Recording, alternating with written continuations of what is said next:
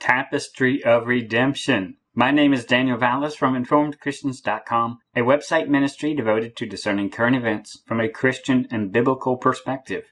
Thank you for all those who send in tips and your thoughts and your comments. I greatly appreciate it. I really wish I had time to individually respond with all of them, but I do try. Thank you also for those who support this ministry financially. It does give a lot more freedom to research and vet information especially, and then to develop ways to convey that information as well. And most especially, I covet and desire your prayers for this ministry, because I need you to help bear our burdens. I need you to be on the lookout. This ministry wears a big target on itself because we are helping and encouraging others during this time. So the enemy knows that and targets us especially. So definitely pray for our spiritual protection, for our strength, as the Lord will give wisdom. And it is amazing to see how the Lord has given incredible wisdom as we seek Him, as we ask for wisdom, as we desire it. The Bible tells us in Matthew 5:6, "He that hungereth and thirsteth after righteousness shall be filled." So definitely continue to pray, ask the Lord for wisdom, and He will give it.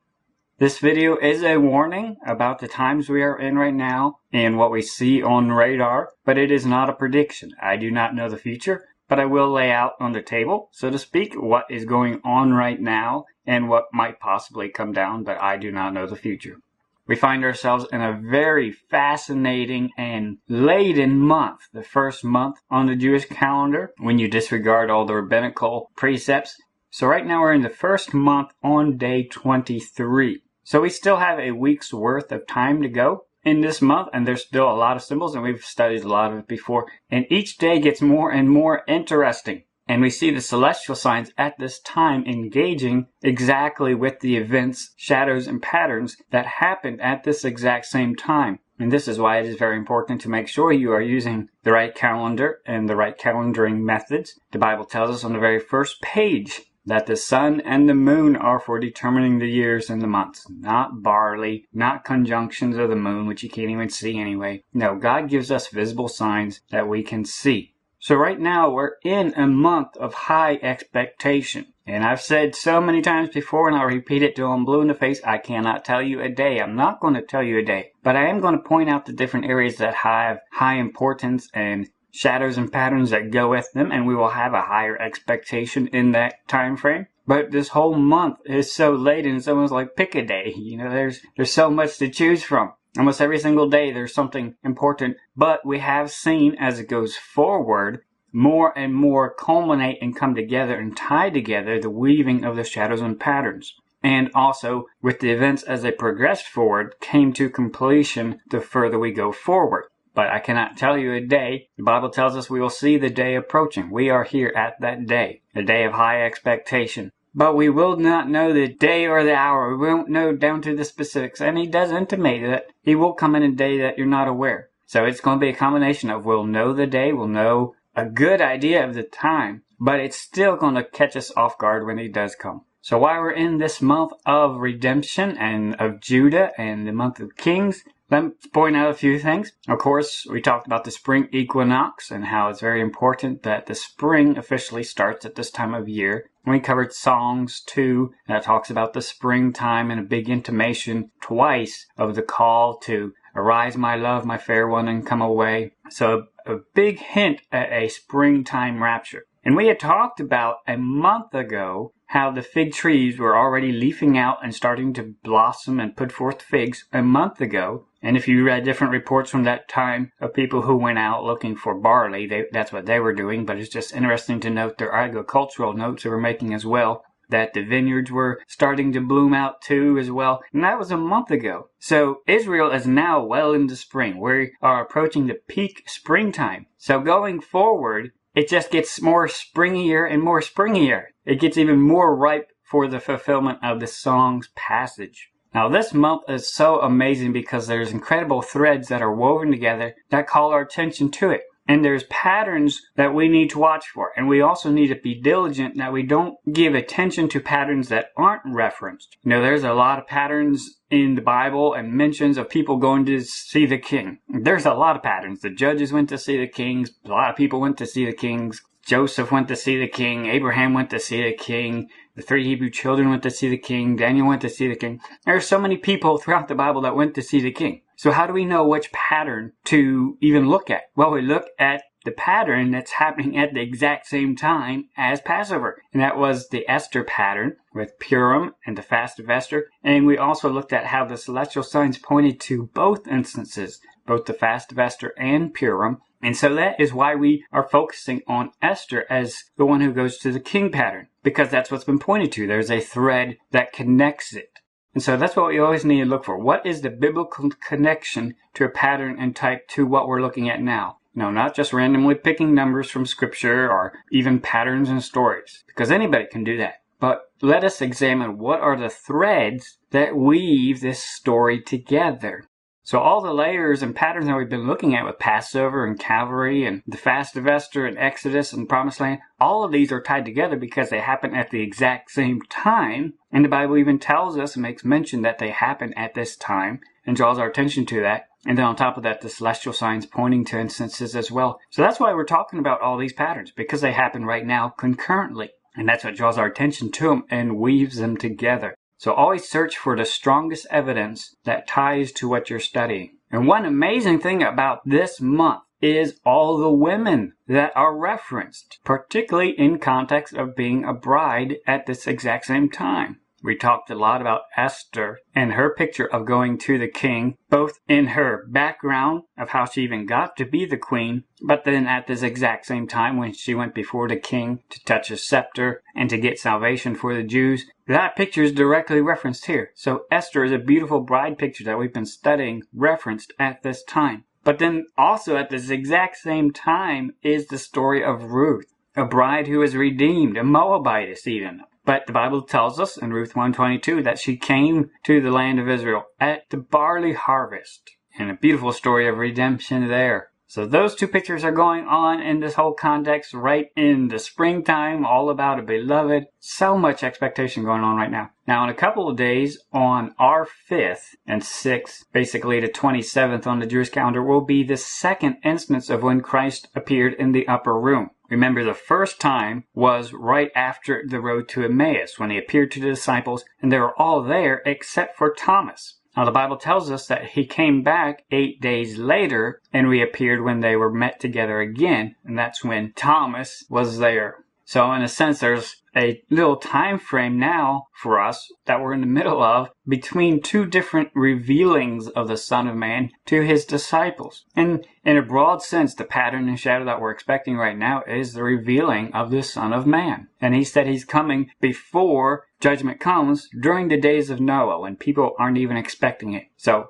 we're in that time frame of just right before judgment, and we've heard a lot of warnings about judgment and the peace and safety, and we know it's coming. So we find ourselves in a very laden window right before that comes. And of course, we're right in the middle of the shadow pattern directly connected to Passover and Exodus, the Jericho pattern. And right now we are on day 2 of when they were going around the city. They went around the city 6 times. And then on the 7th day, they went around 7 times. And that's when the walls fell. So right now we find ourselves in kind of a period of the eye of the storm before destruction comes, but we know it is coming. And that final day, the 7th day, was associated with final trumpets and shouting. And that's what we're listening for, the last trump, the shout of God, for him to call up his beloved. And the picture and pattern is also intimating the start of the tribulation too, with the fall of Jericho. So definitely check out our post on our website, Revelation Spiral of Time, and we talk about the correlation between the Jericho picture, which was very unique and only done once, with the tribulation time period as described in Revelation. So we find ourselves in a very interesting month right now, with only about 7 days left, but all of them very important. So we must continue to be sober and vigilant. We've talked a lot about the celestial signs that have brought us to this point, and specifically pointed to very laden days, very precisely so we know what patterns we should be looking and considering in the Bible, and not really wasting our time with others unless our attention is directly drawn to it with a specific thread. And primarily we've been looking at Esther, because it's been highlighted so strongly, and then the events that also correlate with Passover time. In our last video we talked about Jupiter in Leo the Lion, and how it's very significant, and just over the past 75 some years, it's only appeared 7 times. But this time is very unique and deliberate and symmetrical. So we looked at it last time in just a timeline fashion, and how that was important and distinct. When we take a cyclical view of the year that we've been looking at over the past year's time, with all the significant events and celestial events that have brought us to this time, and we take the data from the Jupiter in Leo sign and overlay it, it gives us some additional clock strikes of the celestial signs drawing our attention. Now Jupiter, as it makes its way through the sky, did a little loop right before and as it was entering Leo. Then it is in the process of doing a loop around the hindfoot of Leo at the moment. But Jupiter technically entered Leo back in June. And then the Star of Bethlehem sign, when Jupiter and Venus, echo reminder, were very close, that was shortly thereafter. But it's very interesting because of the looping that it was doing at that time, that it still was visually right between the previous constellation, which is Cancer, and then Leo. So it is visually halfway between the two at that exact point. So it was almost drawing our attention to that of now it is getting ready to enter Leo the Lion right at the exact same time as the Jupiter and Venus sign and the American blood moon, quote unquote. But then we saw that it entered the feet of Leo about mid-August. And there wasn't anything really going on that year, but it was right by Regulus when it entered, and of course that would draw our attention to it if we were aware of the Genesis passage or had given diligence to it at that time. But that is when it entered the feet, and it has not gone back past that since. But prophetically, looking back in hindsight, we should have been able to anticipate from that point onward it was only going to get more interesting. And of course it did get a lot more interesting with the signs that did happen. Now because of its looping, you'll see that it came by the hindfoot the first time, almost to the day that the peace and safety warning started. It was on November 15th, but it was almost right next to it at that point anyway. But that is when it actually passed the hindfoot. So it, again, is also amazing that the celestial signs are ringing at exact same times that other events are permitted and allowed as well down here on Earth. Now, why it was there, and every time that it is near the hindfoot, the moon is also traveling along the same path near the ecliptic, and so it comes very close to Jupiter too as well, and we've seen that recently, but at that point it happened before and afterwards, but offset, not very symmetrical. But the first instance was right in the time when the Noah events are commemorated, and the Bible gives us the dates that those happened in the month Heshvan. So the one Jupiter moon ring was right at that time, and then the second instance was, when we look at it, it was almost at the time frame of when almost the last peace and safety warning went out. It made a nice little window, so to speak, connecting the Noah events and the warning there. And then all the warnings of the peace and safety happened in that window too, except for the final one, which happened on December 24th. So it's just an interesting highlight how it rang at that time and made a nice little time frame at that time. And then it looped around and came back near the hindfoot, moving inward in mid-March. And this is what drew our attention because it was pretty much almost the exact same day as the total solar eclipse at that exact same time, off by just a day. But the Jupiter-Moon conjunctions at this time were very symmetrical, and they landed precisely on pattern-filled rich days. So we've seen multiple clock strikes, some stronger than others, but definitely the strongest one, the second instance as it is now moving inward. And this is a very important time because this is now when it's between the feet, matches up with the scripture passages, and it's only going to be on its way outward from here on out. And we talked about in May is when it's really going to start making its outward movement and then be out mid-August. So we see a countdown starting, but we are definitely already in a time pointed to by the exact same clock. And we see a lot of culmination of events and shadows and patterns coming together now. And we've talked about before how these patterns and shadows that are threaded together, they go all the way back to the Garden of Eden, when God was starting his redemptive plan to one day send a lamb. And he told Adam and Eve about it and illustrated it for them by making their coats from the skins. And even Abraham talked about how God would provide himself a lamb. And he told that to Isaac. And then Isaac, his son, one of his sons was Jacob. And Jacob, one of his wives, was Leah. And I hope you're familiar with these Bible stories because they are so rich in the pictures of love that they show. And these stories are in Scripture for a reason. They are there for our learning, so we must read them and pay attention to them. But how did Jacob get his wife Leah and also Rachel? He worked for Laban, tending the cattle and the sheep. That was his wages. That is how he bought and paid for his wives, so to speak, is he worked as a shepherd with sheep. And it's very interesting when you read the story that for his wages, he wanted all the speckled and the striped and the brown and the off-color sheep, and he wanted the ones that were visually mingled and spotted and the ones that others would look down on. He said, I'll take those for the wages. Now Jacob and Leah had a son named Judah.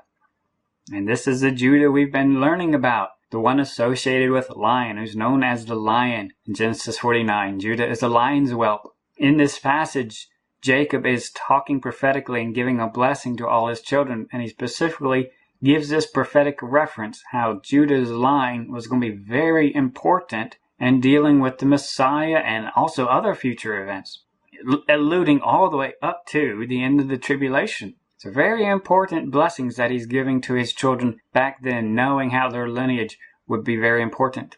Now Judah's line, if you went down about 6 generations, one of his descendants was named Salmon.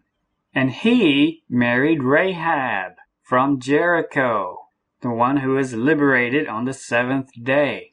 Now of course she was a Canaanite, but she married into the line of Judah. And of course, in the Jewish genealogy, they really don't consider the women's side of it, and that's why you don't hardly ever see them mentioned. So when you do see them mentioned, it's very important. God is calling our attention to it. And of course, she's a beautiful picture of redemption too, with the red cord out of her window and the faith she exhibited there. But their son was Boaz. So Boaz was in the line of Judah, but he also had some Canaanite blood in him as well. And of course, we're familiar with the story. He married Ruth, a Moabitess. And she's the one who came in the barley harvest time, which was the Passover time. And she's also the one who was redeemed. And the Bible gives great details of the legal arrangements that they went through and how once she was redeemed, she was automatically considered and sealed all the way through inheritance. Their son was Obed, who was the father of Jesse, who was the father of King David. So for King David, Ruth was his great-grandmother. Of course, David was royalty of the line of Judah and had the scepter. And he married Bathsheba as one of his wives. And if you remember from the scripture accounts, it was a scandalous affair. And she had been the wife of Uriah the Hittite. And if you're familiar with genetics, the fact that she had been joined and made one flesh with a Hittite, his DNA would have been part of her. And King David and Bathsheba had a son named King Solomon. King Solomon, even though he was of the line of Judah, had genetics of Canaanite and Hittite and even Moabite technically in him. And of course, from King Solomon's royal line, and also the royal line of Judah as a whole, came the Messiah many generations later. The scepter was handed down along the line, the royal line.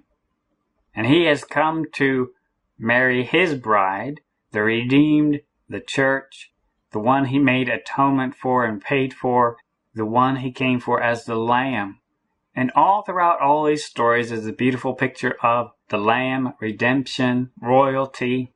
In Revelation 5, we see him described as the Lion of the tribe of Judah, the root of David, talking about the Messiah, Jesus Christ, as the Lamb. He is the one who has redeemed us to God out of every kindred and tongue and people and nation.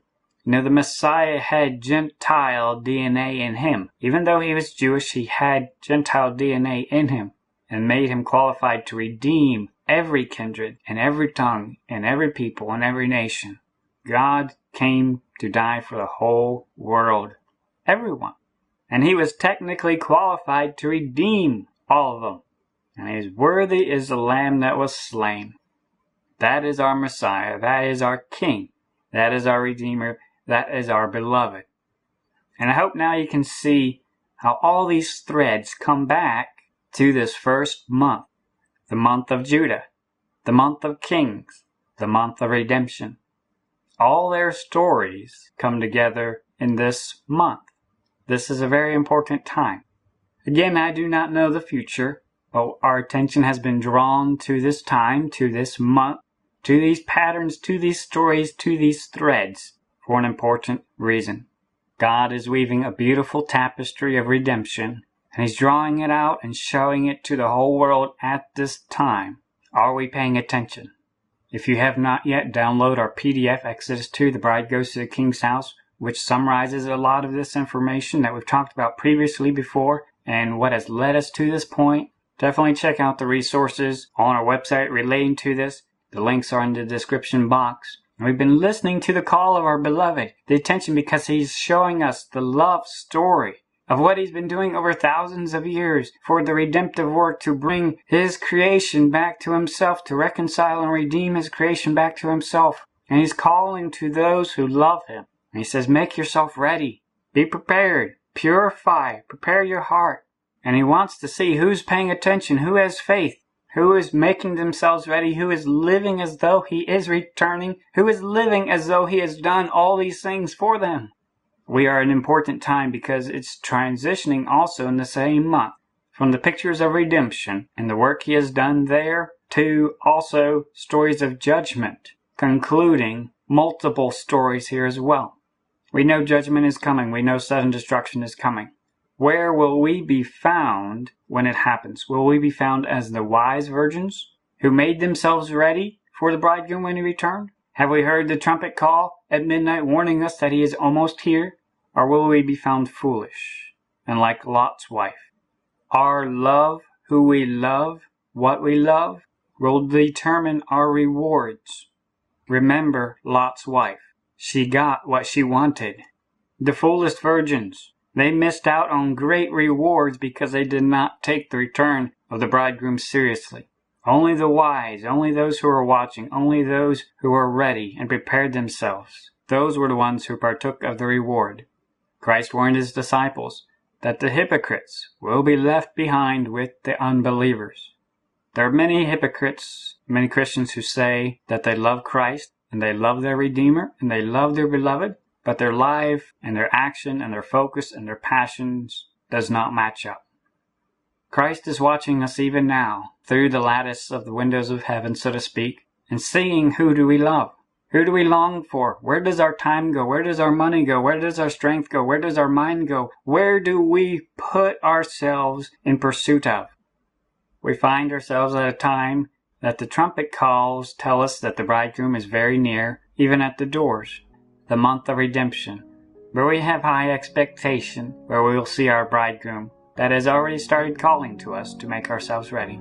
Let us make sure that we are purified, prepared, and ready for when our beloved returns. Maranatha.